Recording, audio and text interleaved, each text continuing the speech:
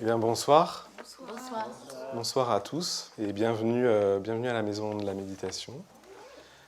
Bonsoir Marine, bienvenue. Donc ce soir, on va parler d'écologie à la Maison de la Méditation. C'est un peu inédit. Alors pourquoi parler de l'écologie dans une école de méditation? Je me suis un peu posé la question. Et il y a deux choses qui me sont venues. D'abord, c'est la question du rapport. Au fond, la méditation, c'est essayer de trouver un nouveau rapport, une nouvelle manière de nous mettre en relation avec nous-mêmes, avec les autres et aussi avec le monde. Et c'est là où on rejoint l'écologie qui est ce souci de changer aussi notre rapport à l'environnement. Et puis, je pense qu'on est un peu on a un peu le même danger qui guette à la fois la méditation et l'écologie. On voit bien qu'aujourd'hui, la méditation a tendance à devenir un peu une manière de se gérer, de mieux gérer son stress, de devenir encore plus performant. Et ici, à l'école occidentale de méditation, on essaye de se battre un peu contre ça pour que la méditation ne rentre pas dans ce moule-là. Et je crois que c'est un peu la même problématique avec l'écologie, où on voit une certaine écologie qui pourrait devenir une nouvelle manière de gérer, de mieux gérer la nature. Et bon, on va en parler avec Marine, mais peut-être qu'il y a une autre voie possible. Donc je vais vous présenter un peu Marine. Donc vous êtes avocate de formation, vous êtes juriste et spécialisée dans le droit de la nature et des peuples autochtones. Vous avez beaucoup travaillé en Guyane française et vous êtes aujourd'hui porte-parole du collectif Hors de Question, collectif citoyen qui est opposé au projet Montagne d'Or et à l'industrie minière en Guyane. Donc peut-être qu'on en reparlera un peu. Vous avez cofondé le programme de formation au droit de la nature qui s'appelle Wild Legal. Et puis, votre actualité peut-être la plus immédiate, c'est que vous êtes engagé dans les élections municipales à Paris, avec l'équipe d'Europe Écologie Les Verts, donc dans le 17e arrondissement, c'est ça? C'est ça. Voilà. Karina Pérez, qui est la candidate écologiste dans le 17e. Alors, la première question que j'avais envie de vous poser, justement, comme on est un peu dans l'ambiance des municipales, aujourd'hui, on entend parler de l'écologie partout. Tous les partis en parlent. Et moi, mon sentiment, c'est qu'au fond, ça a un peu tendance à diluer un peu le discours écologique. Et on voit plus très bien à quoi ça correspond. Ça devient un peu flou. Alors, comment on fait avec ça? Et puis, peut-être tout simplement, pour vous, c'est quoi aujourd'hui être écologiste? Bonsoir, merci beaucoup à tous d'être venus un vendredi soir. Je suis très heureuse d'être là et je vous remercie, la Maison de la Méditation et tout le monde, de m'avoir invitée.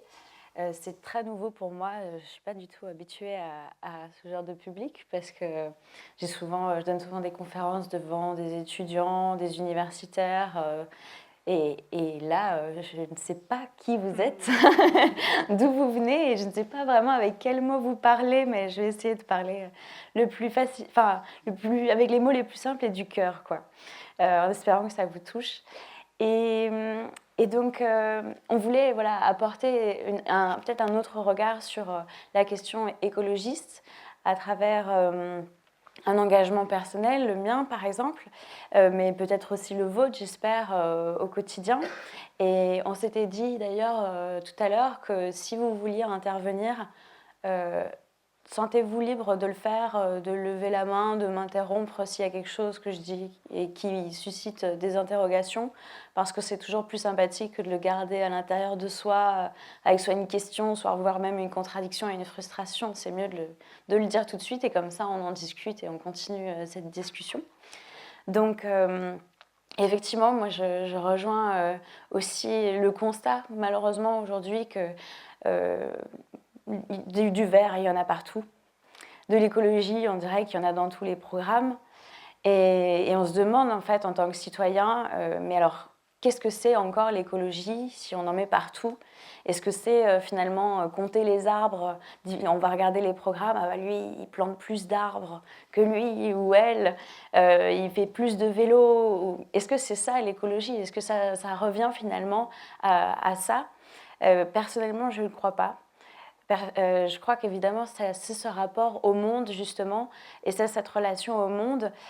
Pour moi, être écologiste, c'est comprendre déjà, se poser et comprendre. C'est-à-dire d'abord apprendre, apprendre le fonctionnement du monde, avant même d'avoir un jugement soi-même sur les choses, c'est-à-dire essayer de comprendre comment fonctionne la Terre, comment fonctionne le vivant, essayer d'apprendre à devenir la Terre pour devenir finalement la partie d'un tout. C'est quelque chose qu'on retrouve aussi chez de nombreux peuples autochtones. Pour devenir un adulte, il faut passer par cette voie par laquelle on apprend la terre, on apprend à cultiver la terre, à prendre soin de la terre, à donc prendre soin de soi et aussi de sa famille, puisqu'on en est directement dépendant. Et ça, c'est quelque chose de très important pour moi, c'est la compréhension intérieure de cette relation et du fonctionnement du vivant pour pouvoir parler même d'écologie, de savoir de quoi on parle. Parce qu'en fin de compte, il ne s'agit pas de la gestion d'un territoire sur 5 ans. Il s'agit, et c'est malheureusement le cadre dans lequel on est ramené par ce rythme politique. On élit des représentants pour 5 ans. En fait, ils sont là pour 4 parce que pendant 1 an, ensuite, ils essayent de se faire réélire. Et donc, évidemment, c'est un temps court, c'est un temps de la décision qui ne permet pas de se projeter, de faire des décisions pour l'avenir, de représenter les générations futures. Et c'est ça aujourd'hui qu'il faut ramener, c'est du sens dans nos décisions pour nous permettre justement de prendre en considération les intérêts de ceux qui ne votent pas encore, et qui pourtant ont tout leur rôle à jouer dans cette communauté du vivant auquel nous appartenons. Et je pense que c'est ça qu'on observe aujourd'hui, malheureusement, dans le besoin aussi des citoyens de se retrouver quelque part.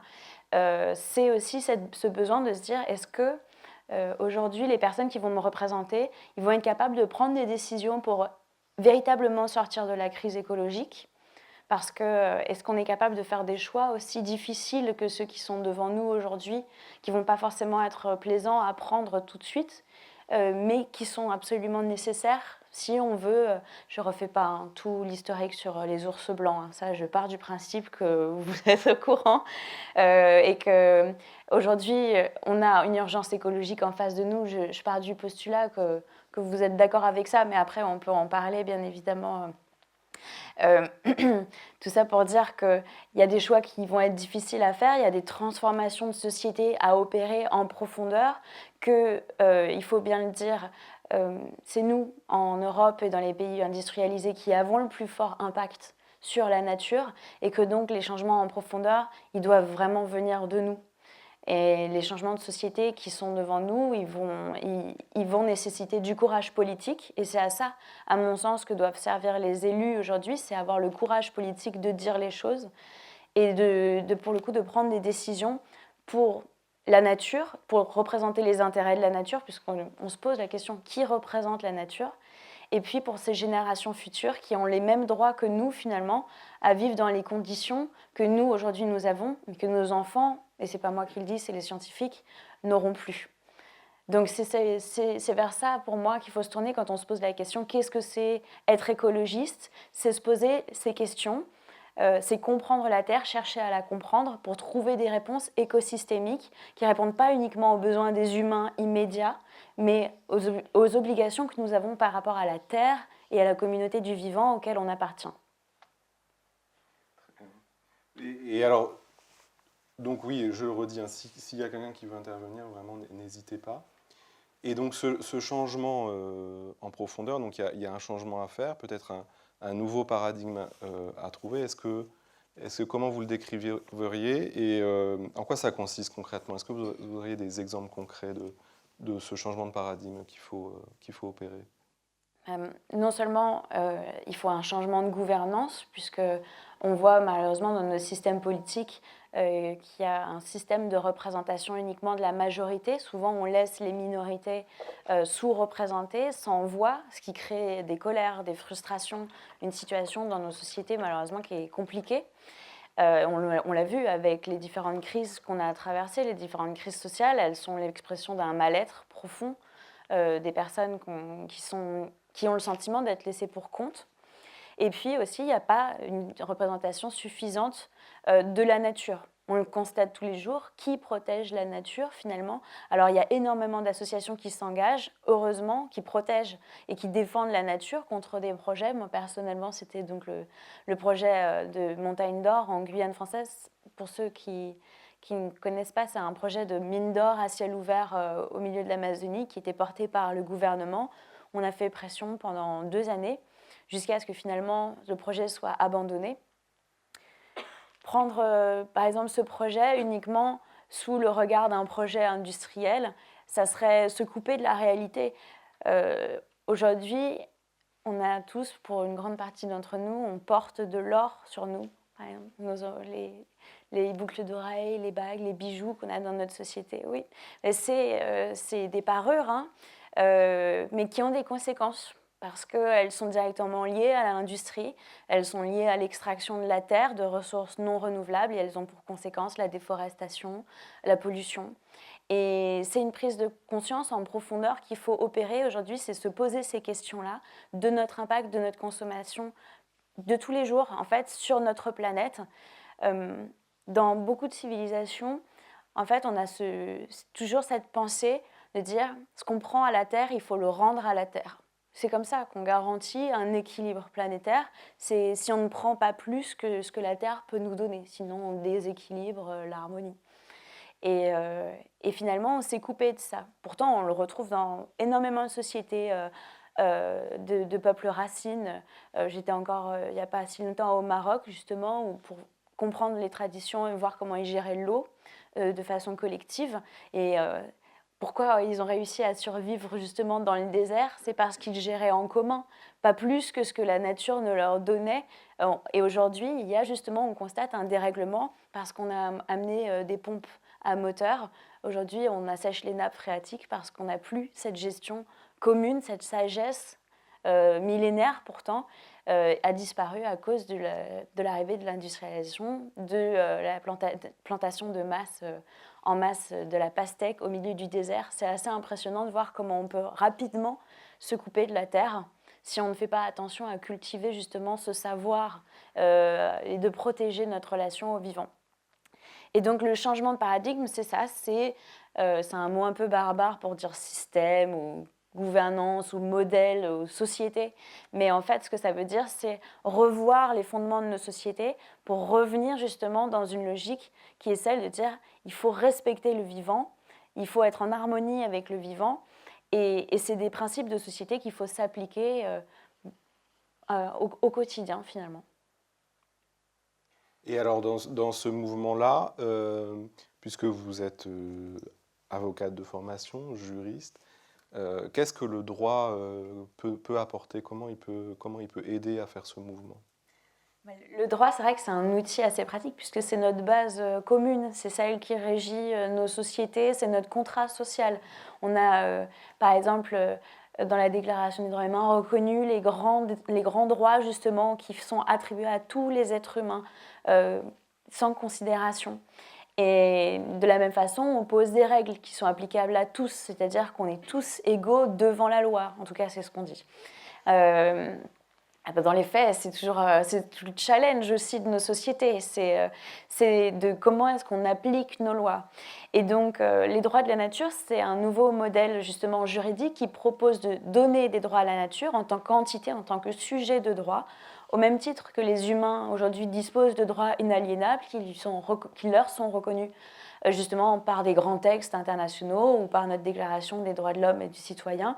De la même façon qu'on a reconnu aux humains un droit à la dignité, un droit justement à ne pas être victime d'esclavage, de torture, de ne pas être emprisonné contre sa volonté. Tous ces droits qu'on s'est attribués à nous, les humains, on considère qu'il faut restituer aussi, rééquilibrer ce droit pour remettre la nature aussi dans notre système et lui garantir des droits. Le droit à ne pas être pollué, le droit de ne pas subir la prédation des activités humaines, le droit de ne pas être modifié.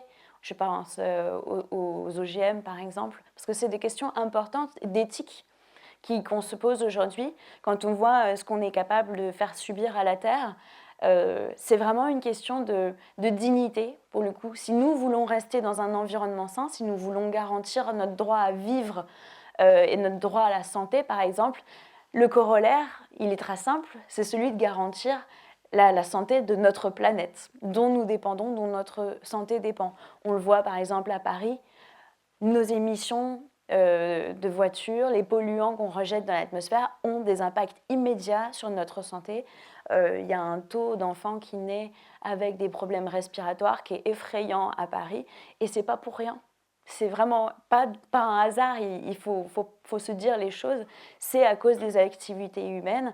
Et donc tout ça, ce qui veut dire donc rééquilibrer les droits de la nature, c'est se poser la question quels sont les droits qui sont attribués aux entités naturelles et réapprendre justement à vivre avec. Parce qu'en fait, c'est une question de vivre ensemble, respecter l'autre, c'est aussi garantir de lui préserver ses droits à lui. Et dans beaucoup de sociétés, et par exemple en Nouvelle-Zélande, les peuples maoris, par exemple, en Nouvelle-Zélande, se sont battus pendant 140 ans pour se voir reconnaître le statut de gardien des droits de certains écosystèmes avec lesquels ils vivent comme en filiation, c'est-à-dire qu'ils considèrent, c'est le cas du mont Taranaki par exemple, cette montagne sacrée pour eux est considérée comme un élément de leur famille, et donc ils se sont vus attribuer par la couronne de Nouvelle-Zélande le droit d'être tuteur en fait de cet élément naturel parce qu'ils considèrent qu'il est tellement important pour eux de le préserver qu'ils ont ce devoir de représenter les droits de ces écosystèmes. Et de la même façon, à Paris, j'ai rencontré des Parisiens qui disent « Nous, on veut être les gardiens de la Seine. On veut préserver la Seine parce qu'on y vit, c'est notre territoire et on veut pouvoir demain la défendre. » Parce qu'on voit malheureusement, et c'est Chirac qui disait déjà il y a bien longtemps « Oui, et sous mon mandat, on pourra se baigner dans la Seine. » Bon, voilà. C'est un challenge de se baigner dans la Seine. Moi, je ne le ferai pas. Mais la question, c'est pourquoi cet écosystème ne voit pas ses droits respectés par rapport à d'autres droits. Je pense notamment du coup, on est une des rares capitales à avoir installé des cimentiers en bordure de Seine. On voit régulièrement des pollutions dans la Seine, du coup, à cause de ces installations. C'est une vraie question. Pourquoi est-ce que justement on ne peut pas respecter ces écosystèmes, faire en sorte que leur viabilité soit assurée. Et nous, demain, et au même titre que les poissons, on pourrait en profiter de cette Seine, une Seine qui soit saine, qui ne soit plus polluée, qui soit respectée dans ses droits et surtout les droits de ses cycles vitaux à perdurer. Et c'est ça qui nous semble important. Grâce aux droits de la nature, c'est redonner des droits aux vivants qui puissent être défendus par les entités humaines. Aujourd'hui, on a des associations qui représentent des entités écologiques, des écosystèmes souvent. Mais on pense qu'il est aussi nécessaire de restituer des droits à la nature en tant que telle. Par exemple, l'Équateur l'a fait, il a inscrit les droits de la nature dans sa constitution. La Bolivie l'a fait, elle a reconnu les droits de la nature dans la loi. En Colombie, il y a de nombreuses jurisprudences qui ont reconnu les droits, par exemple, de la forêt amazonienne, qui ont reconnu les droits du fleuve Atrato, justement, qui faisait face à une pollution, qui a reconnu les droits aussi des habitants qui vivaient sur les rives du fleuve à défendre le fleuve. Et demain, c'est vers ce modèle, justement, cette transformation de société qu'on voudrait aller, qu'on suggère d'aller, pour prendre en considération justement les droits des écosystèmes à perdurer et à avoir une nouvelle logique de société dans laquelle aussi les humains sont responsabilisés. On le voit aujourd'hui, par exemple, avec la Convention citoyenne pour le climat, qui se réunit d'ailleurs ce week-end. Je vous invite vraiment à regarder ce qu'ils font, c'est extraordinaire. Ils se réunissent, ils parlent de climat. On a formé donc 150 citoyens tirés au sort à se poser des questions. Quelles sont les mesures qu'on doit prendre pour agir, pour aboutir finalement à moins 40% d'émissions de gaz à effet de serre en 2030 ? ces citoyens, ils sont en position ils sont responsabilisés, on leur donne des possibilités d'agir, ils sont formés. Et je pense que ça, c'est essentiel dans nos sociétés, c'est de redonner des marges de manœuvre justement aux citoyens, au niveau local, au niveau national. Et si on veut que ça marche, justement, c'est vers ça on voudrait aller, c'est vers ça en tant que juriste, justement, on peut proposer des solutions pour proposer en fait des nouveaux modèles de gouvernance. Très bien. Ce que j'entends dans ce que vous dites, c'est que reconnaître les droits de la nature, c'est pas aller contre les droits de l'homme, au contraire, c'est les renforcer au fond. En fait, les droits de l'homme découlent du respect des droits de la nature pour nous. Et d'ailleurs, c'est pas uniquement. Il y a déjà des jurisprudences sur ça. La Cour interaméricaine des droits de l'homme, par exemple, a reconnu les droits environnementaux de l'homme. En fait, c'est les droits qui sont le corollaire des droits humains. C'est-à-dire que la protection de l'environnement, c'est la protection des droits humains. C'est la même chose. Et porter atteinte à la nature, c'est nous faire du mal à nous, finalement. Oui, c'est ça qu'il s'agit de voir. Alors peut-être vous pourriez nous parler un peu de votre parcours et notamment de votre passage, enfin votre passage, c'est plus qu'un passage en Amazonie et comment vous êtes retrouvé là-bas et qu'est-ce que vous avez appris là-bas? Alors, je ne sais pas si... Ah oui, c'est encore bon, c'est ça. Donc en tant que juriste, j'ai fini mes études de droit. J'ai eu mon petit diplôme d'avocat. Et puis après, j'ai commencé à regarder les cabinets d'avocats. Et là, ça a été la catastrophe. Parce que je me suis rendu compte que j'allais jamais pouvoir travailler pour des gens qui, en fait, dépendaient les pollueurs, malheureusement, pour la plus grande partie. Donc forcément, il y avait un petit conflit d'intérêts parce que j'étais déjà assez impliquée dans les associations écologistes. Et donc, forcément, au bout de quelques tentatives, j'ai abandonné. On m'a proposé de partir en Guyane française grâce à une association qui s'appelle Nature Rights, qui est en Guyane, qui travaille pour des projets locaux pour la reconnaissance des droits des peuples autochtones et des droits de la nature. Et donc mon rôle, c'était d'y aller pour soutenir en fait la restitution promise par l'État de terres autochtones aux nations. Donc l'État français a promis de restituer 400 000 hectares de terres du fait de la colonisation aux peuples autochtones de Guyane. Et donc j'y allais en tant que juriste pour offrir un soutien juridique. Et donc, mais en fait, c'est surtout moi qui ai appris beaucoup de choses là-bas. Parce que d'abord, j'ai dû me former au droit coutumier, parce que je ne pouvais pas utiliser du droit français, enfin du droit classique de chez nous, quoi.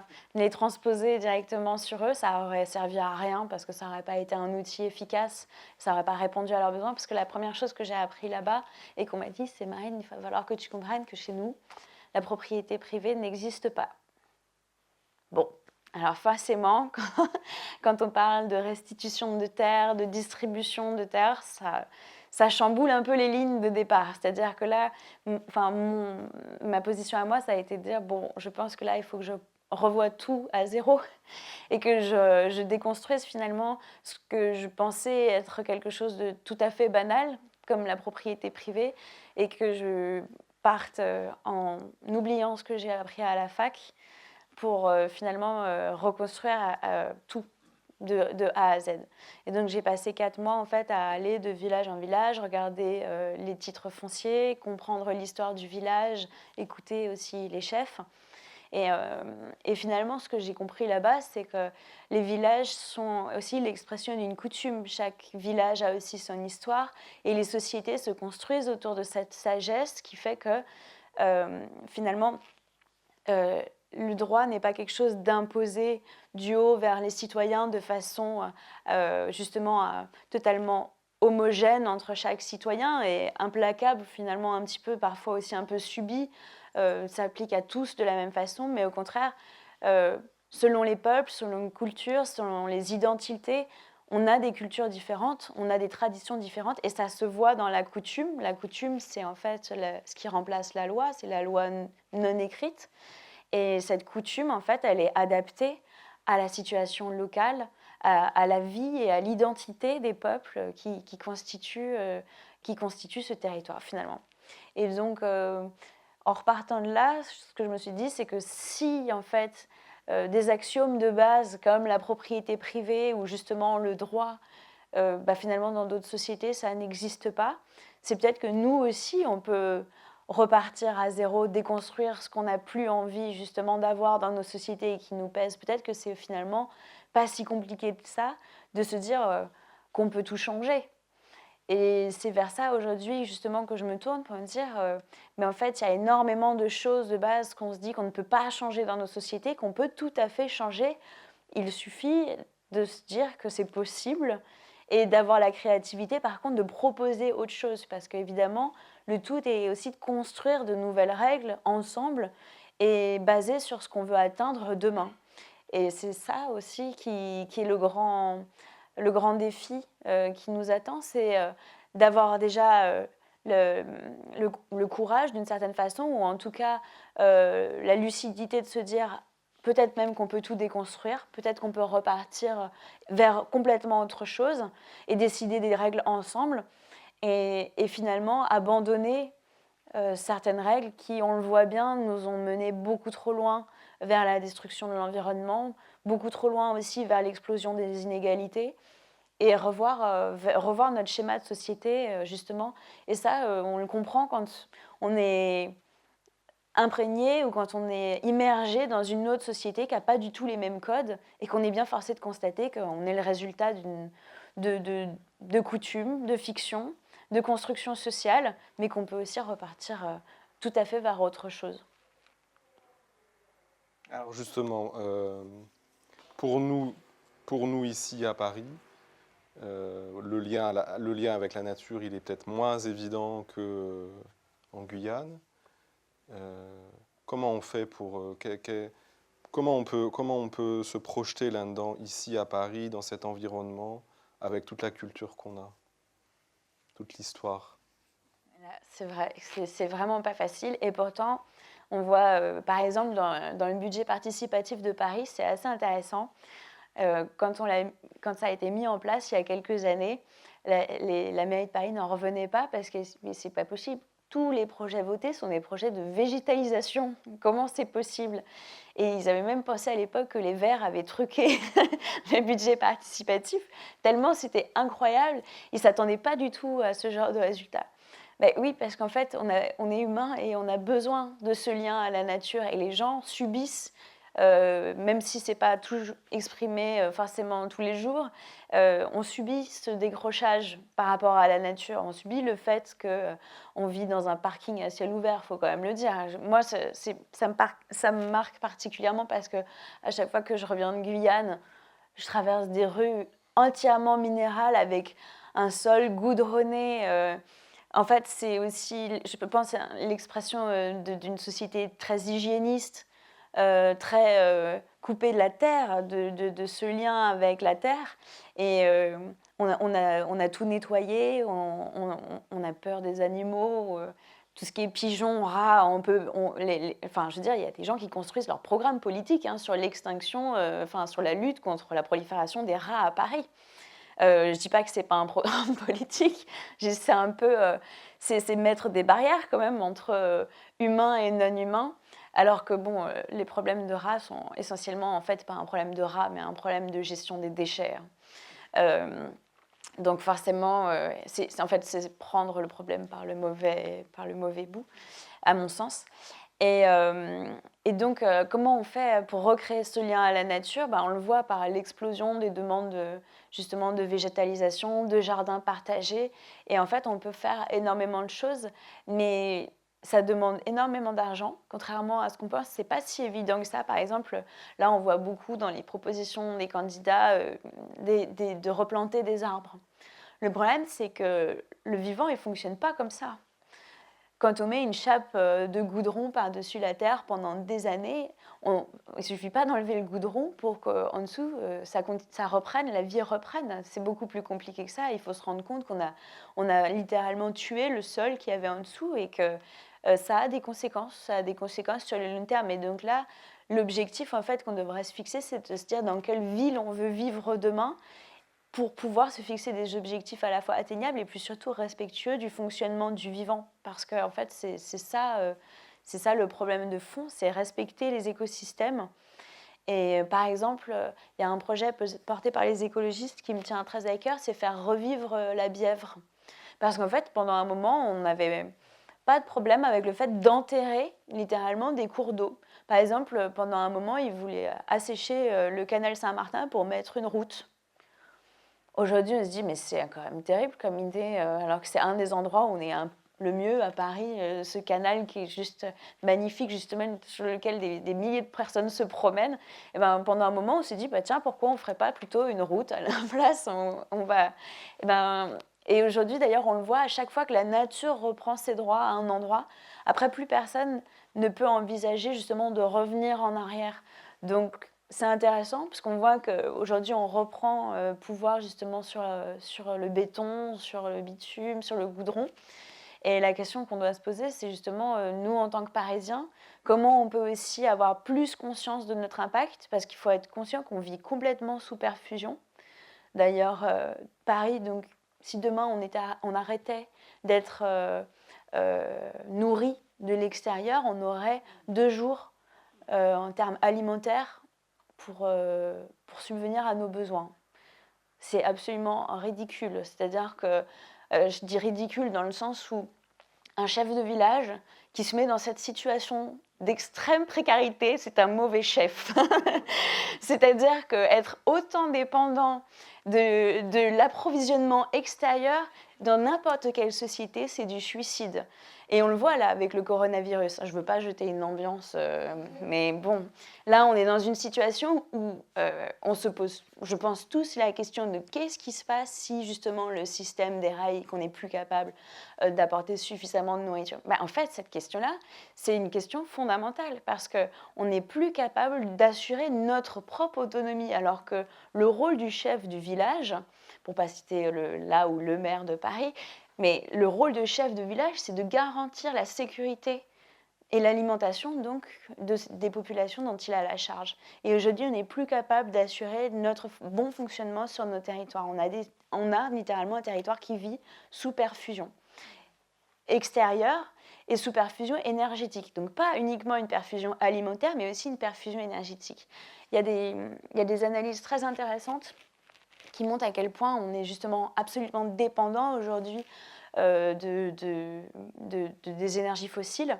Une personne, un Européen qui vit à Paris, chaque jour, il consomme l'équivalent de 900 esclaves énergétiques. C'est-à-dire que vous faites fonctionner votre corps, mais pour subvenir à l'ensemble des autres besoins que vous avez dans la journée en termes de production d'énergie, c'est-à-dire quand vous utilisez votre micro-ondes, quand vous prenez l'ascenseur, quand vous prenez votre douche pour chauffer l'eau. En fait, tout ça, c'est une dépense énergétique et ce qu'on constate, c'est qu'il nous faut 900 esclaves énergétiques, donc 900 fois ce que nous produisons de calories par jour, nous consommons de calories par jour, on en a besoin de 900 plus pour assurer nos besoins quotidiens, modernes. Parce qu'évidemment, nous, on n'a pas du tout la même facture énergétique qu'un Amérindien en Guyane sur le Haut-Maroni. Ça n'a rien à voir, évidemment. Mais en Europe, avec tout le luxe, finalement, qu'on a autour de nous, toute cette aide artificielle qui nous garantit nos conditions d'existence, on est non seulement sous perfusion alimentaire, mais aussi sous perfusion énergétique. Et ça commence à se voir, puisque je pense que vous l'avez lu dans les médias, mais depuis donc, hier, on a consommé tout... notre bilan, enfin tout notre comment on dirait, notre petit budget carbone qu'on aurait dû dépenser sur l'année. Donc on est complètement en dehors des clous. Et ça, c'est un problème parce que justement, des fois on entend si tout le monde consommait comme la France, on aurait besoin de 2,5 planètes. Bah ouais, mais sauf que ça, biologiquement, ça marche pas. Enfin, on n'a pas 2,5 planètes. Et donc, forcément, on dépasse complètement nos limites planétaires. Et il n'y a aucune société qui peut vivre comme ça de façon durable. C'est impossible. Physiquement, biologiquement, chimiquement, c'est impossible. Et donc, la proposition qu'on formule, c'est de revenir à l'intérieur de ces limites planétaires.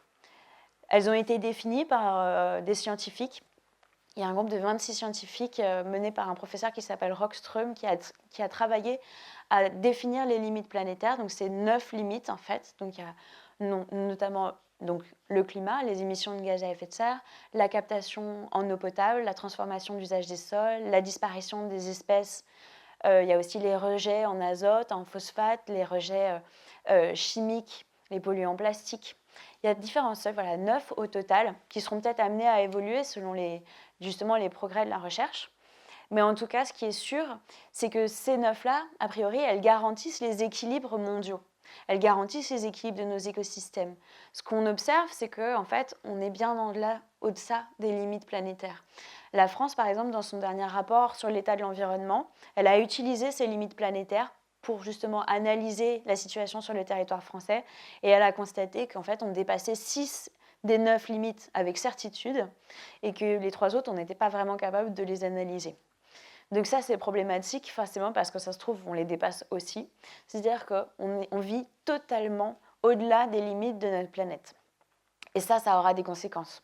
On le sait, le changement climatique, par exemple, ça a un effet domino. Ça entraîne la destruction des espèces, ça entraîne la modification des réseaux hydrauliques, ça entraîne la déforestation avec la disparition de certaines forêts, justement.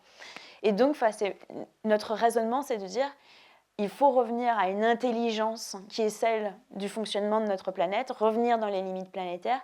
Et c'est un nouveau mode de gouvernance. Ça, c'est vraiment le changement de paradigme. C'est comment on réfléchit finalement comme la Terre et comment on fait en sorte que nos sociétés, elles respectent ces limites planétaires et qu'elles reviennent dans un cadre qui soit viable tout simplement pour notre nature, pour la planète. Parce que bon, si on ne respecte pas les lois du vivant, à un moment, immanquablement, le vivant nous le rappelle. Et on le subira. Donc, c'est vraiment ça aujourd'hui qu'on appelle de nos voeux, c'est un changement de gouvernance qui soit respectueux des lois du vivant. Alors peut-être pour conclure et revenir à l'échéance malgré tout des municipales, c'est quoi l'enjeu là maintenant pour ces élections, selon vous? Alors, moi je ne peux pas vous dire pour qui voter. Mais par contre, je pense qu'il y a quelque chose qui est important, c'est de regarder les programmes et de se poser les bonnes questions. C'est-à-dire, quel est votre sentiment, quelles sont vos priorités sur votre territoire, et finalement de se repolitiser d'une certaine façon. Parce que là, par exemple, j'ai vu un chiffre assez terrifiant. Il y a très peu de jeunes qui disent qu'ils vont aller voter au municipal. Bon, c'est pas rassurant, hein, parce que franchement, c'est quand même les jeunes qui doivent se mobiliser le plus, enfin, je veux dire, ils seront le plus durement impactés.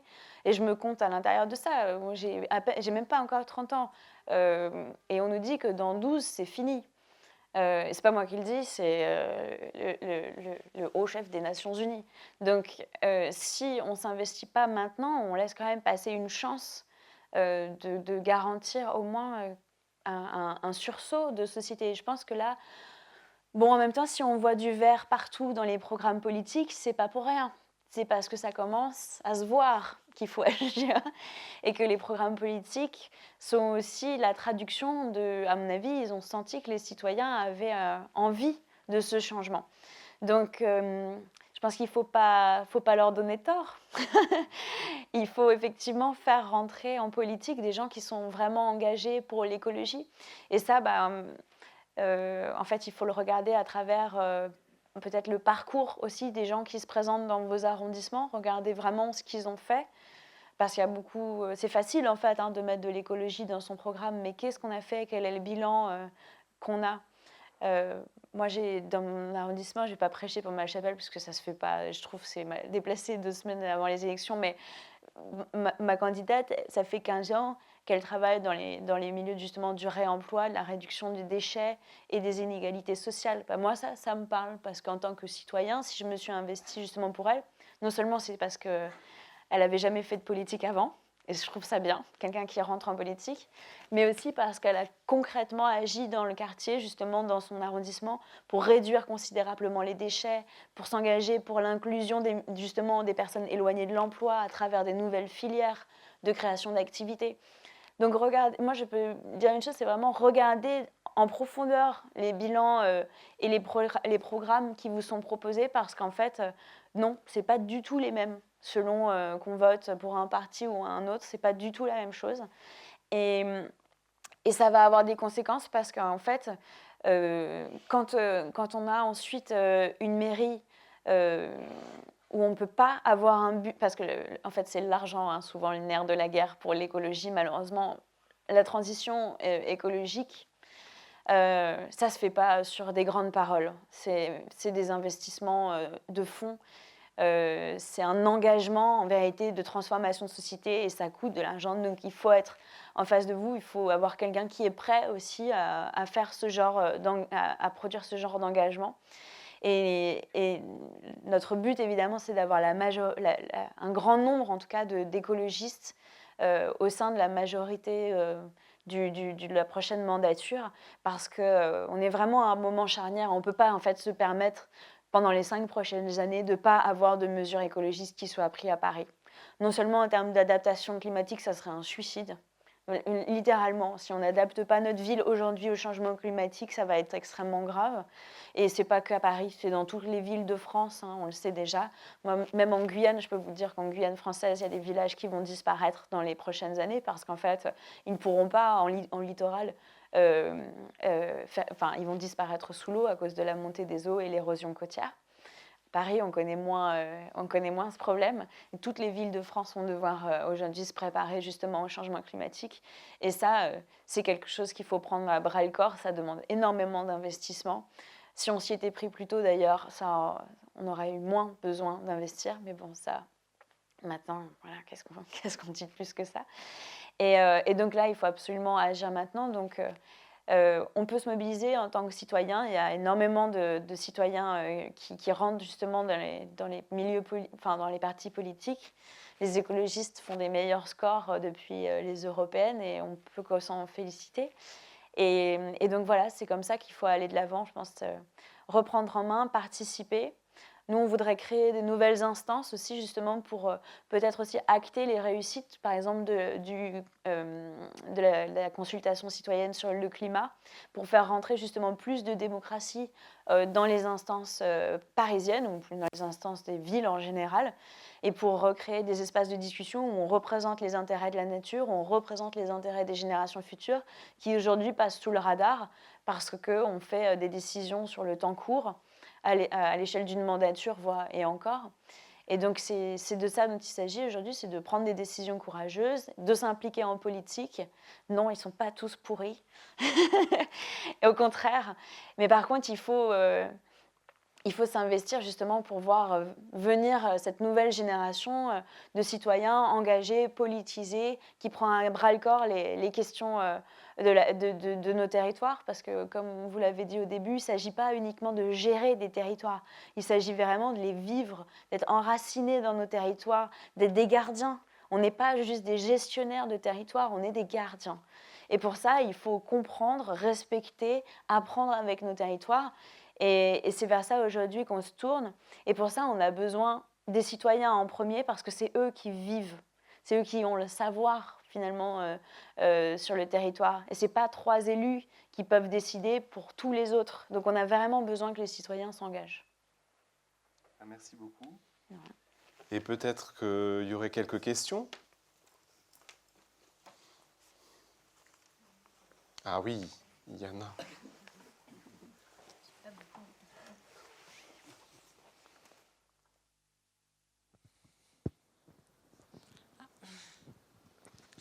Bonsoir, je vous ai entendu parler de la Terre, des humains.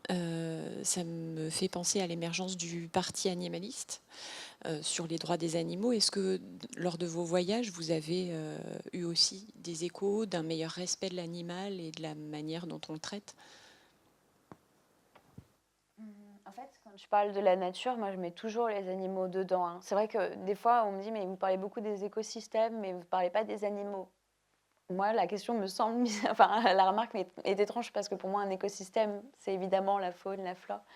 C'est un respect, en fait, qu'on retrouve dans énormément d'autres sociétés. Nous, en France, par exemple, on a édicté des longues listes d'espèces protégées Dès qu'on a un projet d'envergure, par contre, on fait des dérogations pour pouvoir les détruire. Dans d'autres cultures, dans d'autres sociétés, c'est pas du tout le cas. Et par exemple, moi, c'est vrai que comme j'ai pas mal voyagé en Amazonie, j'ai remarqué le respect surtout qu'on a vis-à-vis des autres animaux. Souvent, le nom des personnes est dérivé d'un animal, c'est-à-dire qu'on s'attribue aussi ses qualités. On porte des bijoux qui ont des symboliques qui représentent les qualités des animaux, la tache du jaguar, le dessin du serpent, justement parce qu'on a une différence vis-à-vis de ces animaux, vis-à-vis aussi de leurs qualités, et on s'identifie à eux, ce qu'on n'a malheureusement pas dans nos sociétés. Et c'est aussi une question de récit, parce que c'est important, finalement, souvent on se traite de noms d'animaux de façon à se dévaloriser ou à dévaloriser l'autre. Et c'est assez révélateur de cette relation qu'on a au non-humain, finalement. Et donc, c'est vraiment une question de récit et de savoir vivre ensemble.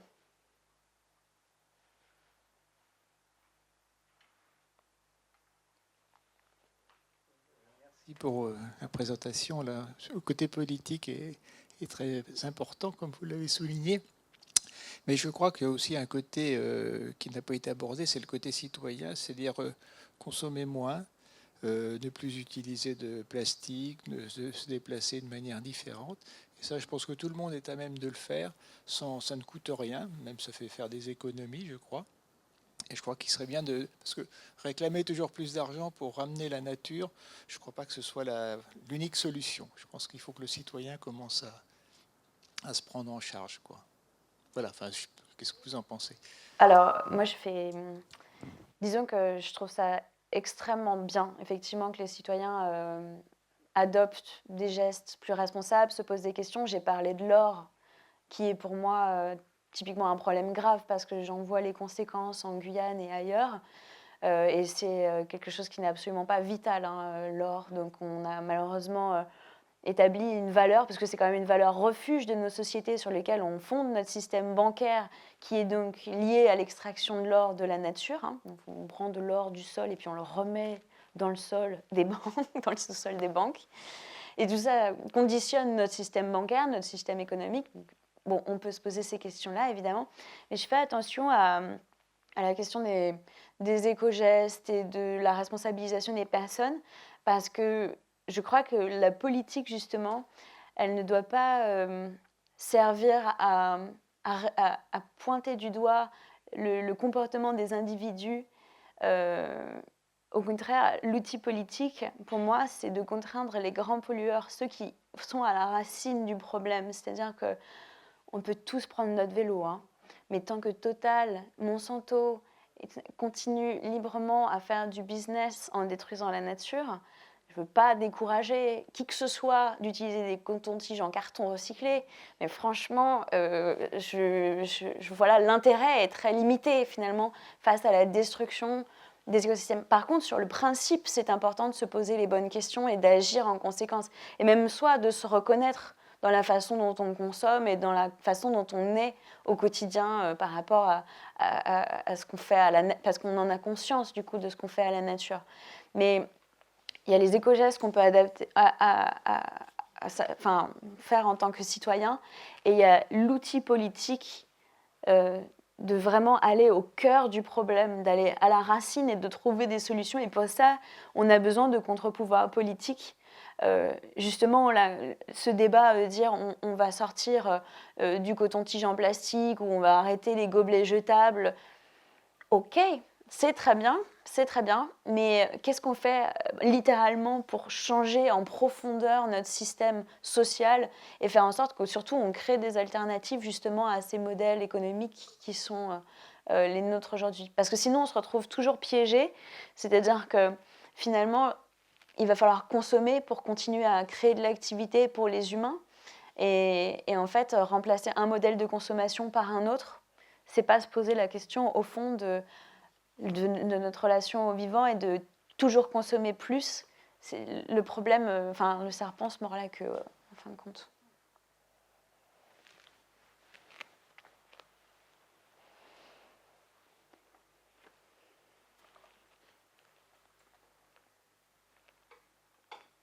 Bonsoir. Bonsoir, merci pour votre intervention. Moi, je voudrais que vous me répondiez non. Est-ce que vous n'êtes pas découragé par l'ampleur de cette tâche et par le paradoxe en fait auquel on assiste actuellement, qui nous montre qu'avec la propagation de ce virus, les gouvernements du monde entier sont capables de se mobiliser à une vitesse phénoménale, prendre des décisions qui sont anti-économiques parce qu'on paralyse des activités, des secteurs d'activité, ceux où on doit se regrouper, etc. Et pourquoi c'est si long et si lent pour prendre des mesures qui vont protéger le climat, la planète et notre lieu de vie. Donc non, vous n'êtes pas découragé. Alors non, je trouve, en fait, j'essaie de le moins possible me poser cette question en vérité, hein, parce que, en fait, si, bien sûr, tous les soirs, je me couche découragée et le matin, je me lève en me disant, allez, on y retourne.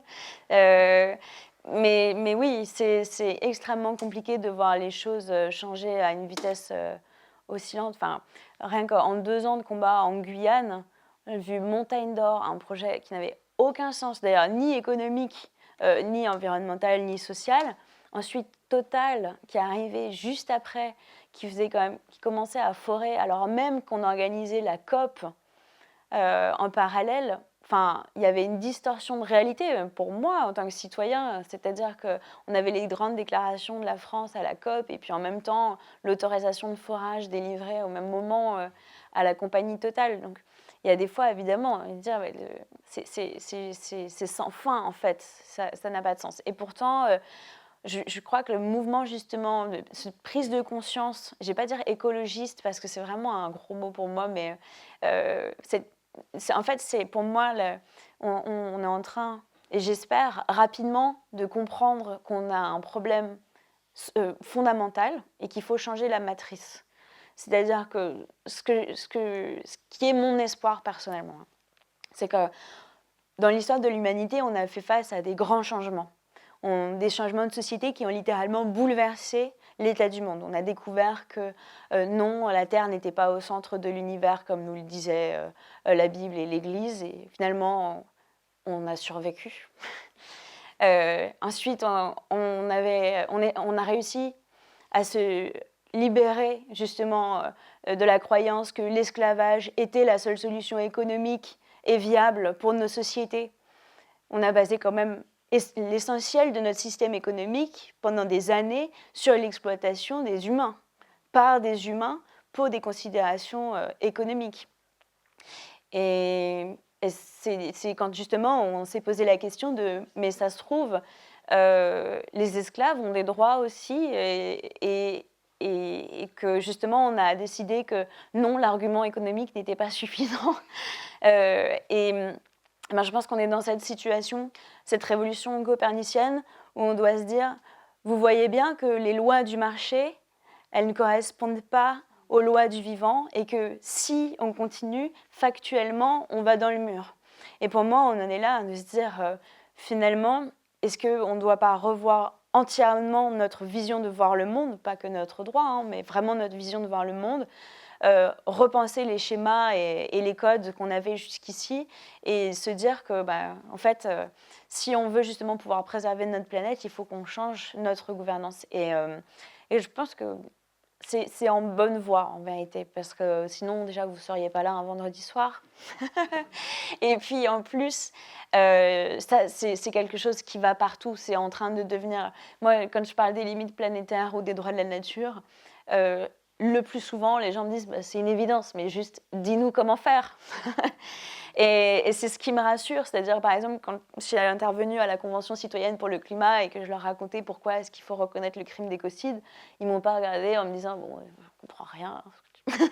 Ils m'ont dit oui, ok, on est d'accord avec toi, on veut ça, dis-nous, écris-le-nous, fais en sorte que ça arrive.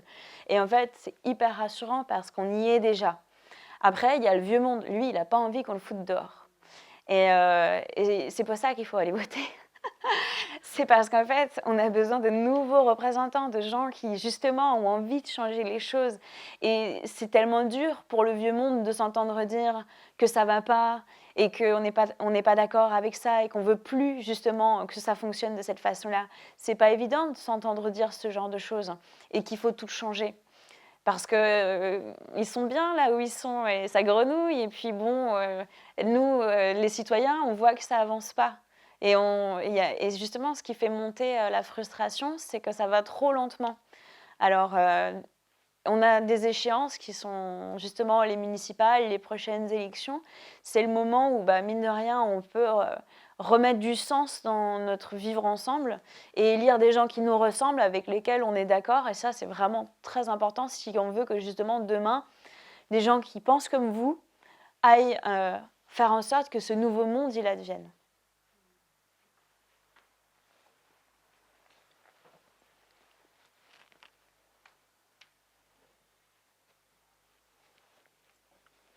Bonsoir et merci beaucoup pour cette intervention. Je voulais revenir sur cette question de vote et d'aller voter pour les jeunes. Et moi, je connais beaucoup de jeunes aujourd'hui qui sont très touchés par ce qui se passe. Et l'écologie, pour eux et pour moi aussi, est devenue une sorte de... C'est vraiment de la pollution écologiste. Tout le monde parle de l'écologie. On a McDonald's qui est en couleur verte. Enfin, l'écologie est partout et finalement, elle est quelque part nulle part.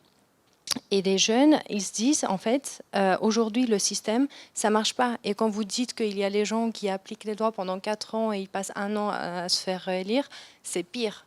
Il y a des études qui disent que c'est 2 ans et demi et 2 ans et demi. Donc les jeunes se disent, en fait, au lieu d'aller voter, le seul pouvoir qui nous reste aujourd'hui, c'est le pouvoir de consommateur.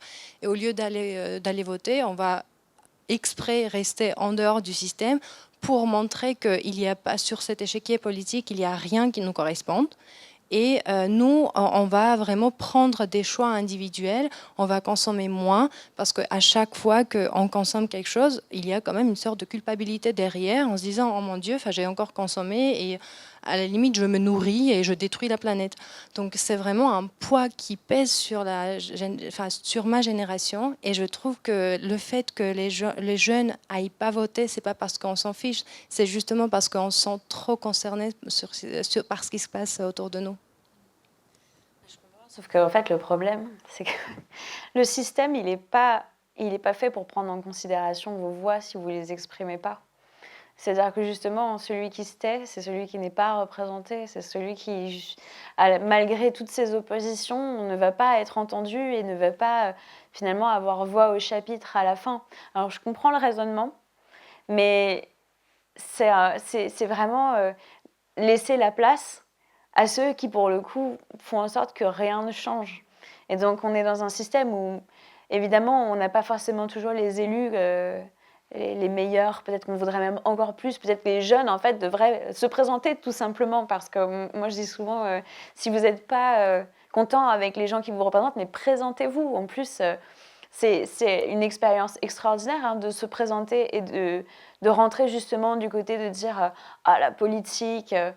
ils sont tous dégoûtants, c'est tous des corrompus. » Non, non, c'est beaucoup plus compliqué que ça, de rentrer en politique, de se présenter, d'être candidat à une élection, d'aller rassembler derrière soi. C'est une épreuve, même humaine. Je vous le dis, moi j'ai fait pas mal de campagnes politiques déjà. Et déjà, pour un être humain, et là je vous le dis parce qu'on est là, on se pose des questions justement en tant que citoyen, en tant qu'humain, se dire je vais représenter les autres. Et je vais parler au nom des autres et je vais essayer d'aller défendre l'intérêt général. C'est toute une démarche. Et franchement, moi j'ai vu chez de nombreux candidats des gens qui ne réalisaient pas, en fait, souvent, même jusqu'à 1 mois des élections, 2 semaines des élections, qui n'arrivaient pas à se dire « je suis candidat ». Ils disaient toujours « nous sommes candidats ». Parce que c'est tellement dur de se dire « c'est moi qui vais représenter, c'est ma charge maintenant d'être responsable des autres ». C'est vraiment pas facile de rentrer dans cette démarche. Et donc, c'est d'autant plus important de soutenir des gens en qui on croit, ou alors de se présenter soi-même. Parce que justement, c'est ça pour moi, c'est plus possible aujourd'hui de se tenir à l'extérieur de ça. Parce que c'est pas juste adviendra que pourra ou je vais faire autre chose. Il faut faire tout en même temps. Et je suis d'accord avec le fait, par contre, de se poser les questions de ce qu'on consomme, c'est extrêmement important. Mais il ne faut pas que se poser les questions de ce qu'on consomme, il faut se poser la question de comment on agit en politique, mais aussi dans les associations, parce que le contre-pouvoir aujourd'hui, c'est beaucoup les associations.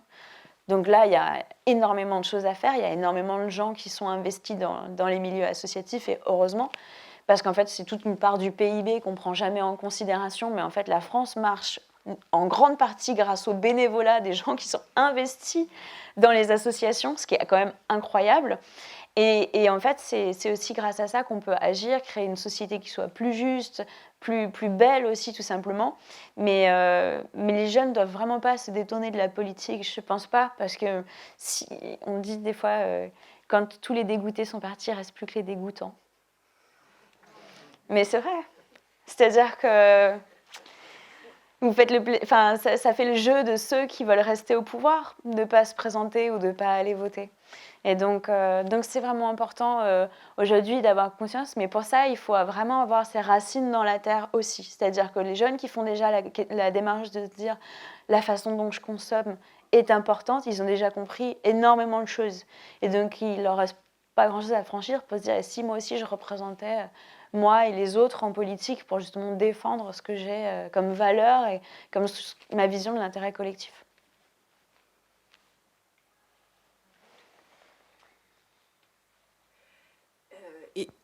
Et donc du coup, je trouve entre ces deux positions, qu'est-ce que vous pensez de certaines formes d'activisme un peu apolitique, des actions de désobéissance civile comme par exemple Extinction Rebellion? Est-ce que ça peut être des mouvements qui quand même, du coup, peuvent avoir aussi leur utilité et peuvent à un moment donné pas forcément marcher main dans la main avec le politique, mais en tout cas aller dans la même direction, ou est-ce que vraiment c'est des forces qui sont incompatibles et qui risquent de freiner la manière dont on avance? Alors, déjà, je pense que Extinction Rebellion n'est pas apolitique. Ils sont apartisans, mais pas apolitiques. Il y a vraiment une différence, c'est-à-dire que moi, quand, par exemple, je me bats contre un projet minier en Guyane, je fais de la politique. C'est ma vision du monde versus la vision des pro-mines ou de l'entreprise qui défend ce projet. Donc, c'est tout ce que nous faisons globalement est de la politique. Par contre, la question, c'est apartisan ou pas apartisan. Des mouvements comme Extinction Rebellion, il m'est pas revenu aux oreilles qu'ils avaient donné des conseils de vote pour les municipales. En revanche, je pense que ce qui est important à avoir en tête, c'est qu'ils sont l'expression d'une frustration énorme, qui montre qu'il y a vraiment un besoin aujourd'hui de répondre urgemment à leur demande de vouloir changer les choses. Parce que, bizarrement, ce qu'on voit aussi dans des mouvements comme Extinction Rebellion, c'est énormément de gens qui ne sont jamais passés par la case association, parce que ça ne répond pas à leurs besoins, et qui sont immédiatement rentrés dans la phase militantisme de terrain, on veut de l'action concrète tout de suite. Et donc là, ce que je me pose comme question, c'est est-ce qu'ils ont vraiment tiré un trait sur toutes les actions associatives qu'on pouvait mener? Parce que c'est vrai, en même temps, l'action associative est extrêmement dure, bénévole, militante, engagée, souvent avec très peu de moyens, donc souvent très frustrante aussi. Et là, on voit émerger du coup d'autres formes de militantisme beaucoup plus radicales. Et donc pour moi, c'est vraiment l'expression plutôt d'un désarroi, d'une urgence, d'une frustration. Et donc ça pose vraiment des questions par rapport justement à aussi toutes les autres opportunités qu'on n'a pas su offrir à ces gens pour que, au lieu d'essayer de casser le modèle, ils essayent de construire quelque chose de nouveau. Parce que là, je vous parle d'une expérience très personnelle, hein, mais moi, je me suis battue 2 ans contre des projets miniers, pétroliers, aurifères. Tout ça. Et ben, c'est énormément d'énergie négative, puisqu'on est on parle de méditation. Mais en fait, quand on est toujours en contre des choses, en fait, on met dans ce monde des énergies négatives. On balance nos frustrations, notre dégoût, nos angoisses dans le monde. Et en fait, ce qui en ressort, à l'inverse, c'est que les gens qu'on a en face de nous, ils nous le font exactement ressentir. C'est-à-dire que si tu dis à un gars de Total que tu le détestes, que ton projet il est horrible, et qu'en même temps tu ne comprends pas que en fait tous les jours sur ce territoire en Guyane, malheureusement, il y a aussi des gens qui prennent leur voiture pour aller au travail, qu'ils en ont besoin de ce travail pour nourrir leurs enfants et qu'on est dans un schéma où on est bloqué. Et que ta seule vision du monde, c'est de dire « Total, c'est le mal incarné », et là, tu n'as pas de solution. Et en fait, tu restes dans ta frustration et tu restes dans ton dégoût de cette société, mais tu n'es pas capable de formuler quelque chose de positif. Et je pense que notre responsabilité, c'est d'offrir des messages positifs, des solutions pour nos citoyens et pour tous les habitants dans nos territoires. Parce que là, si on se contente d'aller au casse-pipe pour en fait dire qu'on va déboulonner le monde et qu'on n'a pas de solution derrière en fait à proposer, c'est extrêmement dangereux. Je ne dis pas que c'est le cas d'Extinction Rebellion parce qu'au contraire, ils formulent des solutions qui sont hyper intéressantes et que justement, je crois qu'ils vont à la racine. Ils ont un système de formation d'ailleurs citoyenne qui est hyper intéressant. Ils travaillent vraiment à former leurs militants pour bien... Parce que le climat, ce n'est pas juste quelque chose comme ça. On dit oui, faut rester sous les 1,5 degrés absolument. Bon, une fois qu'on a dit ça, qu'est-ce que ça veut dire concrètement? Qu'est-ce qu'on fait? Et par exemple, les citoyens tirés au sort, ça leur a pris des mois de rencontrer tous les experts, de comprendre les schémas, d'être investis en fait, de la base scientifique même pour analyser les problèmes de la société. Et ensuite, pouvoir avoir les outils intellectuels nécessaires pour formuler des solutions. Et je pense que c'est ça qui est important aujourd'hui, c'est de dire il faut aussi, c'est pour ça que je disais, apprendre la Terre, comprendre la Terre, pour pouvoir formuler des propositions positives. Parce que je suis vraiment persuadée, aujourd'hui, pourquoi je travaille justement dans le droit à formuler des nouvelles propositions juridiques, c'est parce qu'après 2 ans à m'être battue justement contre des projets miniers, j'étais laminée, fatiguée. Et je pense qu'on ne peut pas se battre toute la vie en contre. C'est-à-dire qu'il faut proposer pour quelque chose de beau, quelque chose de joyeux, quelque chose où on a envie de construire avec. Et c'est ça, je pense, tout l'intérêt aussi de la politique, c'est de dire, mais... Et souvent, les débats, malheureusement, sont réduits à « oui, mais elle est nulle, et puis lui, il fait des trucs pas bien ». Non, mais qu'est-ce que tu proposes? Parle de ton programme, explique-nous ce que tu as au fond des tripes et que tu vas faire, en fait, pour changer ce monde-là. Et donc, c'est ça qui est important aujourd'hui, c'est vraiment avoir des propositions cohérentes qui fassent sens pour la société, et pas que pour les humains, mais les non-humains aussi. Et donc, on en vient vraiment à se poser des questions de fond. Il ne faut pas avoir peur de la pensée complexe. Par exemple, un truc que je reprochais beaucoup aux écolos, parce que voilà, je vais pas non plus... Quand on a dit pendant longtemps, « ouais, mais on va mettre des panneaux photovoltaïques partout et la bagnole électrique », aujourd'hui, on est là, waouh, on s'est complètement planté. Parce que dans les panneaux photovoltaïques, il va falloir rouvrir des mines et il va falloir creuser la terre et ça va avoir des dégâts industriels monstrueux. Il n'y a qu'à voir ce qui commence à être fait au Portugal. Ils sont en train d'ouvrir des mines au Portugal pour pouvoir sortir le lithium que nous, on va mettre dans nos voitures électriques en se sentant beaucoup mieux. Non, c'est un vrai problème. C'est-à-dire que ça, c'est de la pensée simple, c'est-à-dire en 2 dimensions, problème-solution, sans voir l'écosystème de problèmes et de solutions qu'il y a autour, parce qu'en fait, c'est des effets dominos. Vous changez un truc, ça a un impact ailleurs. Si vous n'avez pas cette vision, cette compréhension du vivant, vous n'êtes pas capable de prédire justement l'impact que vous avez dans l'ensemble. Et ça s'est vu d'ailleurs quand on a signé l'accord de Paris. En fait, on a transféré nos émissions, notre production, notre industrialisation en Chine. Ça ne change pas le problème, on n'a qu'une seule planète. Et les émissions qu'on a en Chine vont dérégler le climat sur l'ensemble de notre planète. Et donc, on a vraiment besoin aujourd'hui de repenser la pensée complexe. Et moi, j'étais hyper inspirée par Edgar Morin. Mon Dieu, mais ce monsieur est incroyable. Je veux dire, il est d'un âge vénérable. Et quand je suis face à lui, j'ai l'impression que c'est moi qui suis complètement ralentie.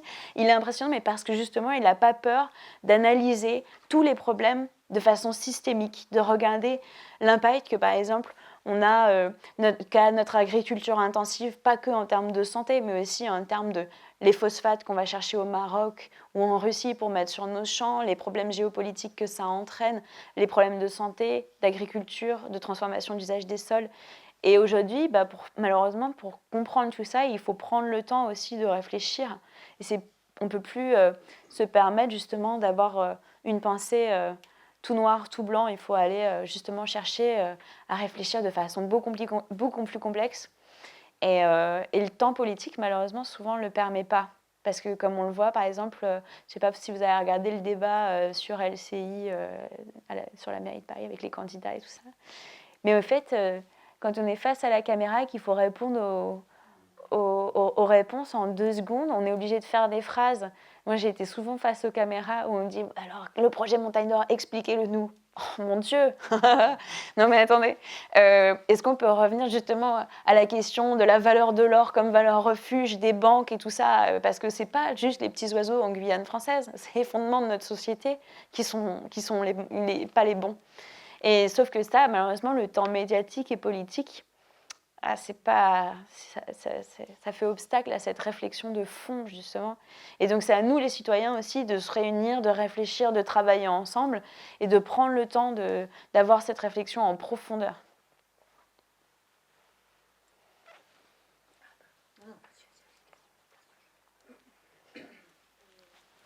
Du coup, justement, à la Convention citoyenne, on prend le temps de réfléchir en profondeur à ces questions-là. Je crois d'ailleurs que c'est la première en Europe, non? Il n'y a pas quelque chose comme ça? En tout cas, c'est un mouvement qui est nouveau. Et en même temps, est-ce que vous pensez, comme vous avez quand même un pied dans cette convention, que vous avez vu ça de près, est-ce que vous pensez qu'il y a des solutions concrètes qui vont pouvoir sortir de cette convention? Parce que moi, j'ai regardé ça un petit peu de loin, mais en écoutant du coup le discours, j'entends surtout qu'il y a un manque de temps. Quand j'ai écouté le discours du président et les réponses aux questions, c'était flou et très contraignant. J'avais l'impression qu'en fait, il n'y allait pas avoir quelque chose qui allait sortir de ça. Et c'était un peu dommage parce que finalement, au départ, le projet était beau, quoi. Moi, je pense que déjà, une des grandes avancées, c'est qu'on a montré qu'on était capable de penser d'autres formes de démocratie participative. Et ça, déjà, en soi, c'est intéressant parce que, bon, même si, je vais dire spontané pour ne pas dire opportuniste, même si c'est très spontané de la part de ce gouvernement de créer la Convention citoyenne pour le climat, il y a... Non, mais c'est comme quoi on est capable d'inventer des choses face au mur. Parce qu'il y avait quand même un besoin, là. Ce qui est plutôt décourageant, c'est de se dire qu'il y a des scientifiques... Moi, au début, ma première réaction quand j'ai entendu ça, j'ai dit « Non, mais pour les scientifiques, c'est juste une gifle. » Les gars bossent depuis des années sur des modèles pour en sortir et la transition énergétique, réduire nos budgets carbone. Et on dit, non, on va plutôt tirer les citoyens au sort et leur demander ce qu'ils en pensent. Je dis, oh là. Personnellement, au début, j'étais vraiment très sceptique. Et puis après, je les ai rencontrés. Et là, je me suis dit, wow, c'est extraordinaire. Ils étaient surmotivés, responsabilisés, on les avait formés.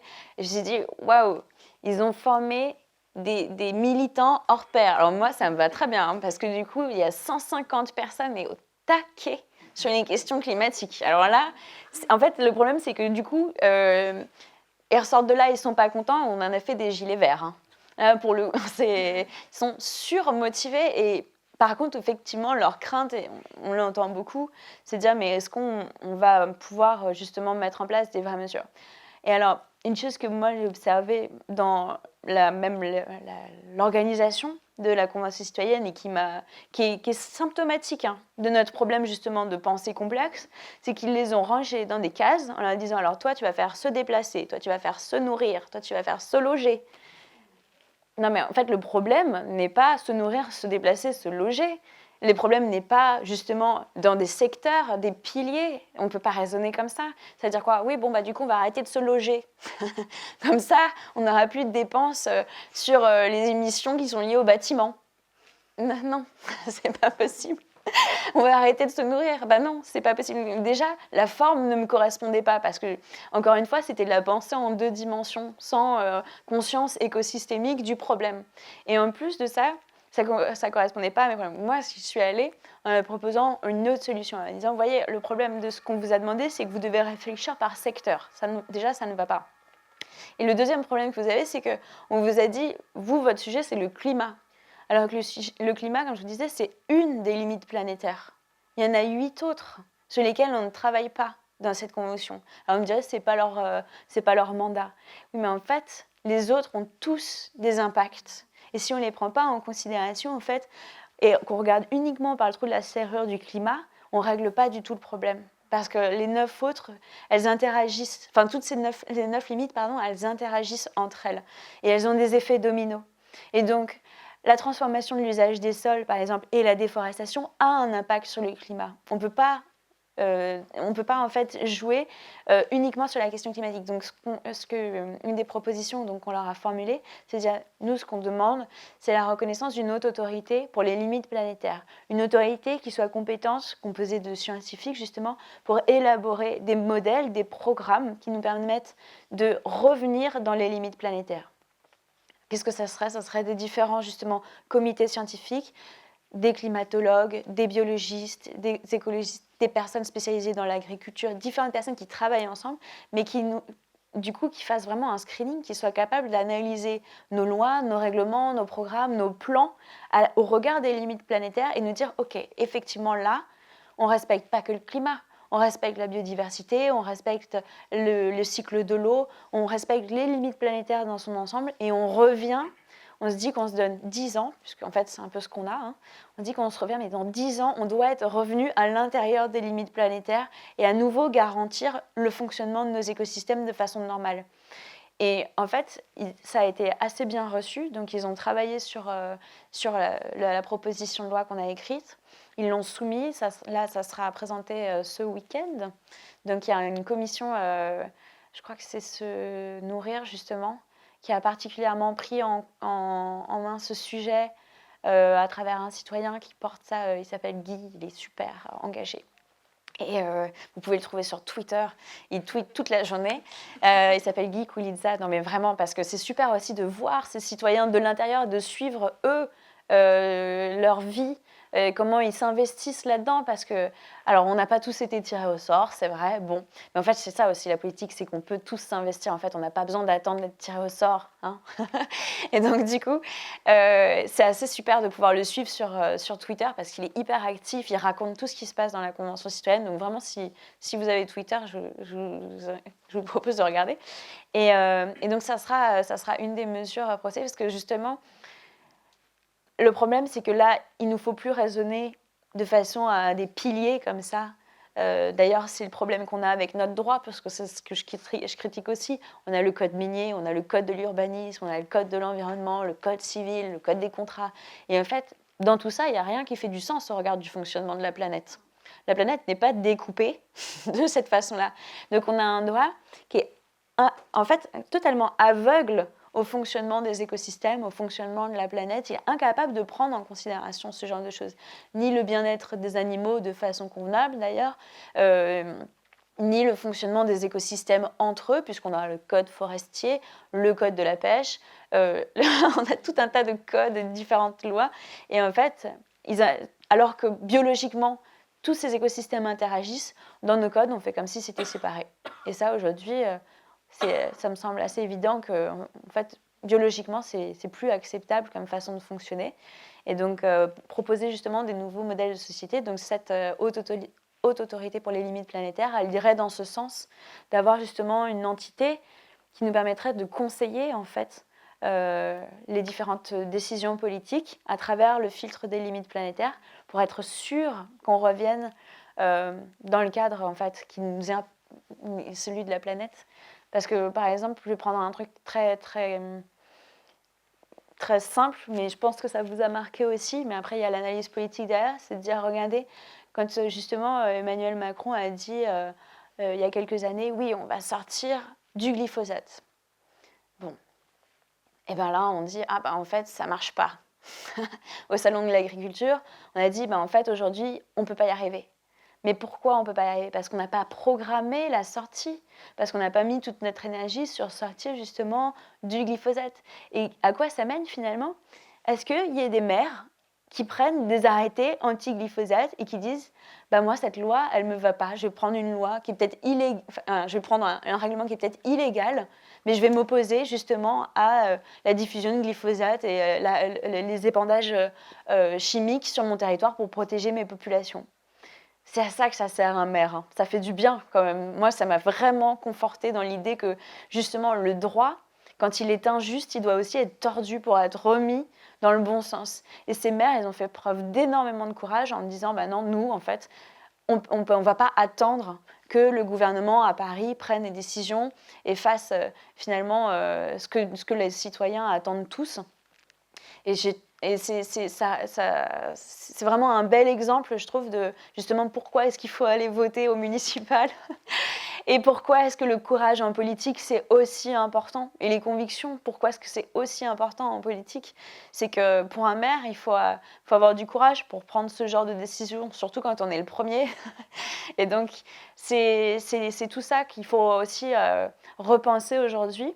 Il ne faut pas attendre que justement ce soit le gouvernement qui prenne les décisions. C'est vraiment aux citoyens et aux échelons territoriaux de prendre des décisions au plus proche de nous si on veut que ça nous ressemble.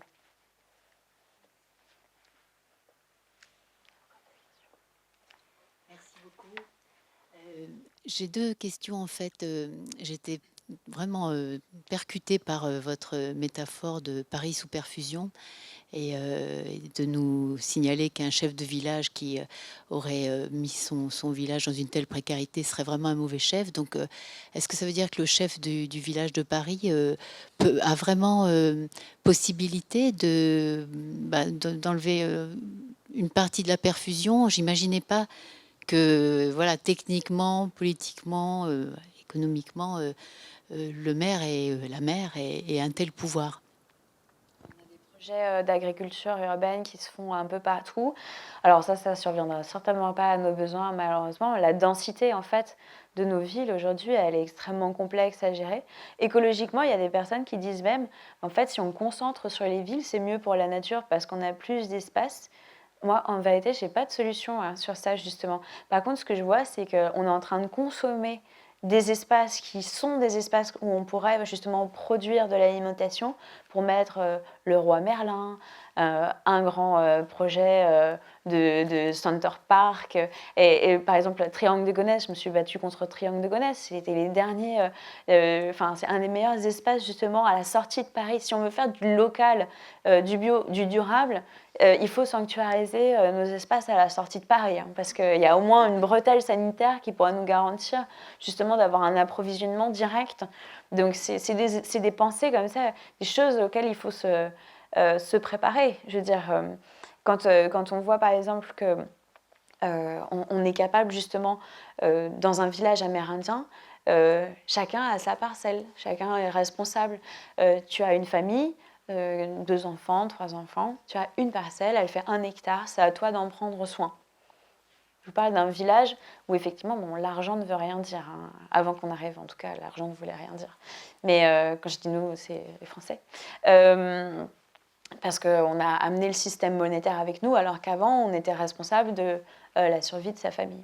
Aujourd'hui, on travaille, donc c'est grâce à l'argent qu'on est responsable. Mais on perd ce lien à la terre. Et donc, c'est important d'avoir en tête, justement, quand on se mobilise, par exemple, en tant que citoyen, pour des projets qui nous tiennent à cœur. Moi, je me suis énormément investie sur Triangle de Gonesse parce que, justement, je considère que c'est pas normal aujourd'hui d'installer un hypermarché avec je sais pas, ils voulaient mettre une piste de ski. Non, mais enfin, voilà, c'est une autre époque, hein, on pourra dire que c'est une autre époque.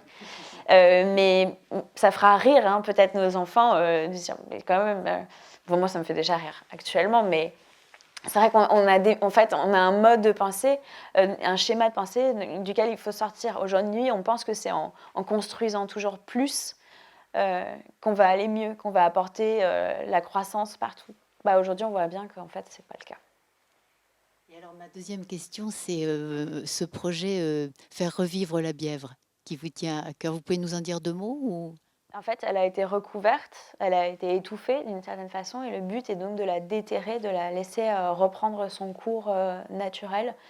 C'est un projet qui me semble intéressant parce que dans la philosophie, le concept même de l'entraide finalement entre humains et non-humains, justement on parle de réensauvagement, c'est pas très joli, mais réensauvagement, pourquoi pas, de nos territoires, c'est savoir aussi donner de la place à la nature en ville ou à l'extérieur. Aujourd'hui, vous savez qu'en France, on n'a plus que 1% de nos rivières qui sont sauvages. Et quand je dis sauvages, c'est donc intouchées par l'homme. J'ai dit 99% de nos rivières sont détournées, qui sont polluées, sont impactées par les activités humaines. Et notre système hydrique, quand on regarde en plus la carte de la France, c'est très beau. On se rend compte que l'eau, c'est véritablement les veines de notre territoire. Et pour autant, en fait, on a bouché toutes nos veines, on a créé des problèmes sur toute notre circulation sanguine à nous, nos territoires. Et donc, repenser justement le réensauvagement, il y a une association qui fait ça en France et qui accompagne les territoires qui s'appelle Rivières Sauvages et qui est composée de scientifiques justement qui travaillent sur l'eau, qui accompagnent les territoires pour protéger ces derniers espaces. Et donc, je pense que justement, on doit aller vers, grâce aux scientifiques, grâce aux citoyens, repenser comment on remet du sauvage chez nous, comment on ramène la nature, comment on lui redonne des droits, sa place à elle et sa dignité, pour justement recréer un espace aussi où, je ne dis pas qu'il faut sanctuariser, justement parce qu'il faudrait apprendre à vivre avec le vivant. On voit les problèmes qu'on a, par exemple, à gérer la relation au loup. C'est des relations conflictuelles monstres. Hein. Et même les écologistes, pendant longtemps, je pense que José Bové avait une position, il disait non, il faut tuer les loups. Waouh. Voilà, c'est des relations qui sont conflictuelles par nature. Ça vient beaucoup d'une peur ancestrale, très certainement, incontrôlable, on a toujours eu peur du loup. Mais en attendant, il y a vraiment cette relation au sauvage à guérir au plus profond de nous.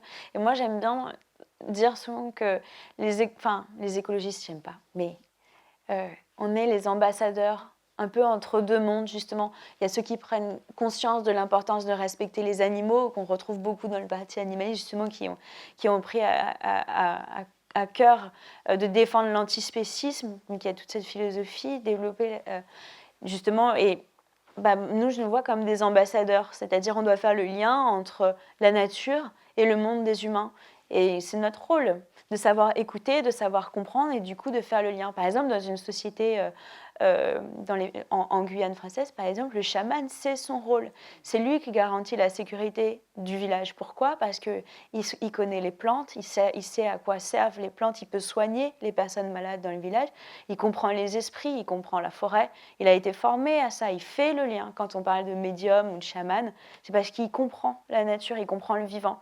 Et notre rôle à nous, c'est de prendre sur nous, d'être cet interprète, d'être ce médiateur, ce diplomate, finalement, entre le vivant, les humains et le non-humain.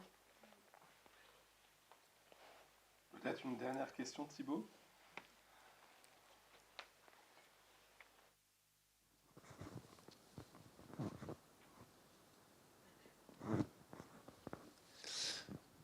Merci Marine pour ton intervention.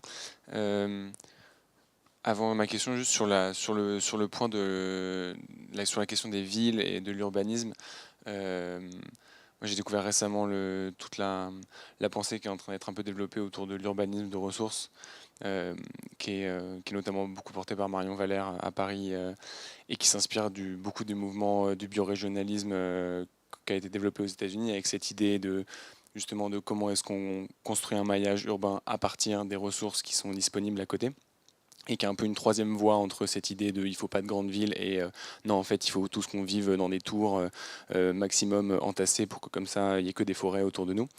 Et donc si vous posez ces questions-là, en tout cas c'est quelque chose d'hyper intéressant à aller regarder. Et ma question c'est comment est-ce que tu envisages ton engagement dans un cadre politique, mais qu'on pourrait dire du coup dans un cadre institutionnel, puisque tu as bien montré qu'au final, la politique va au-delà des institutions. Comment tu envisages ton engagement dans un cadre institutionnel que tu qualifies pourtant toi-même de court-termiste, structurellement, de structurellement court-termiste. Et comment du coup, toi, à la veille de ces élections où tu vas t'engager là-dedans, comment est-ce que tu envisages la possibilité de continuer à maintenir ton engagement dans ce cadre-là ? Merci pour ta question. Donc moi, je ne me présente pas au municipal. Hein. Je n'ai pas précisé, mais c'est vrai que j'aurais dû.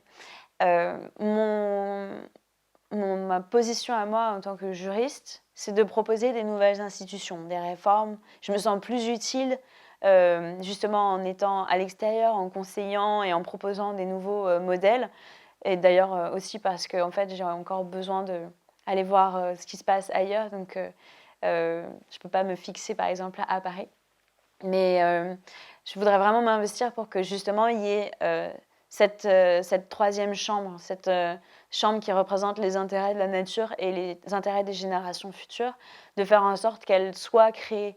Et pour ça, il faut être de l'extérieur, il faut conseiller, mais il faut aussi avoir des copains à l'intérieur pour le faire voter.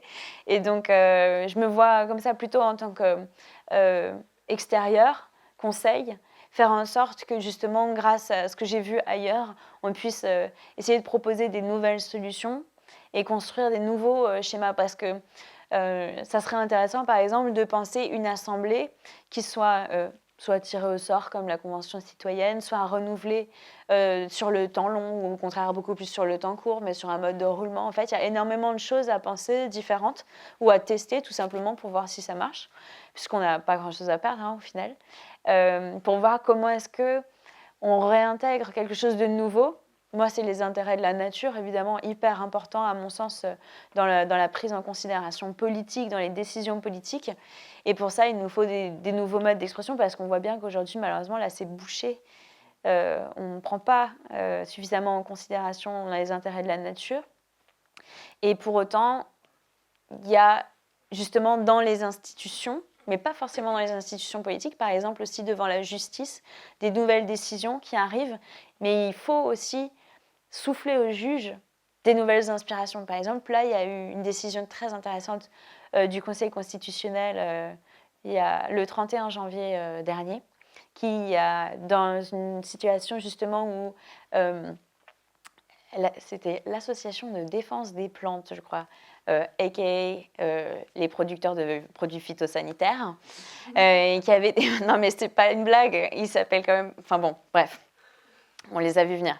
Ils ont déposé un recours justement parce que l'État français a édicté une loi qui leur interdisait de produire et de vendre des produits interdits en Europe, ailleurs à l'étranger. Ils considéraient que c'était une abominable atteinte à leur droit d'entreprendre.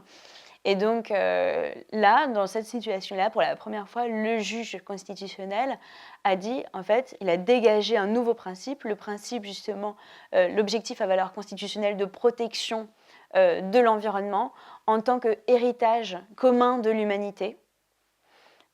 C'est ce qui est écrit dans notre Constitution, hein, puisque c'est inscrit dans la Charte de l'environnement, mais on ne l'avait jamais utilisé comme tel pour faire obstacle justement à ce genre dans ce genre de situation.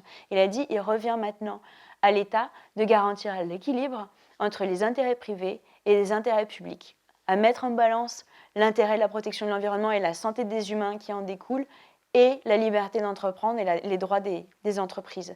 Et c'est extrêmement important. On voit qu'il y a une création du droit, il y a une nouvelle pensée qui peut arriver de partout, pas uniquement des politiques, mais aussi des juges dans les cours et dans toutes nouvelles institutions, en fait, tant qu'on crée des choses nouvelles, qu'on pense de façon nouvelle. Et moi, ça me donne beaucoup d'espoir, au contraire, ce genre de décision, parce qu'on voit que ça va très vite. La prise Pourtant, ça faisait 10 ans hein, qu'on avait ce principe dans la Charte de l'environnement et qu'on ne s'en servait pas. Donc là, il y a un changement, justement. Aujourd'hui, il y a un juge qui décide de tenir tête et de dire non, en fait, on ne peut plus se comporter comme avant. Il faut rééquilibrer justement la protection des différents intérêts. En fait, on ne se rend pas très bien compte parce que la mémoire des humains, elle est très réduite. On ne vit pas très longtemps, on regarde l'histoire de la planète. Mais en fait, ce que je vous disais au début sur le droit privé n'existe pas dans les sociétés primaires autochtones. En fait, il y a quelques décennies à peine, en Europe, on gérait énormément de choses de façon collective. Il n'y a que depuis très peu d'années, finalement, au regard de l'humanité, qu'on a commencé à créer des parcelles, par exemple, agricoles. Avant, on gérait en collectif, en commun, nos parcelles agricoles. Et il y a eu un phénomène qu'on a appelé les enclosures qui sont partis de Grande-Bretagne. On a commencé à mettre des barrières sur ce qui avant était de l'ordre du commun. Et c'est vrai pour beaucoup de choses, c'est vrai pour l'eau. On a eu un phénomène de privatisation de l'eau, on l'a vu. D'ailleurs, en ce moment, il y a un phénomène inverse où justement les municipalités commencent à dire non, non, mais on veut ressortir, on veut revoir la politique de l'eau parce qu'on voit bien que ça se fait au détriment de l'intérêt collectif. Et donc, en fait, ce phénomène de revenir vers l'intérêt collectif, de se poser la question, maintenant pas que pour les humains, mais aussi pour les non-humains, comment on préserve cet équilibre collectif, ça, on le voit venir aujourd'hui. Et ça a disparu, mais depuis pas si longtemps. Donc en fait, on se pose des questions pour revenir en arrière, d'une certaine façon, de remettre de l'intelligence dans tout ça. J'ai vu beaucoup plus d'intelligence justement dans la gestion de l'eau traditionnelle au Maroc que dans ce qu'on fait ici, avec notre captage d'eau quasiment sauvage sur les territoires en France. Et on se pose la question quand ? Quand il y a une sécheresse, et qu'il n'y en a plus pour personne. Mais en vérité, c'est en amont qu'il faut penser ce genre de situation. C'est bien avant la sécheresse, c'est bien avant le bouleversement qu'on est en train de vivre aujourd'hui. Et donc la pensée en tant que commun, en tant que justement, nous faisons tous partie de la communauté du vivant, pas juste en tant qu'humains, mais aussi respecter les non-humains qui font partie de cette communauté du vivant. C'est ça qui va nous amener finalement à cette prise de conscience et à revoir notre système social de fond en comble pour rééquilibrer les choses en fait. Bien. Marine. Merci à vous.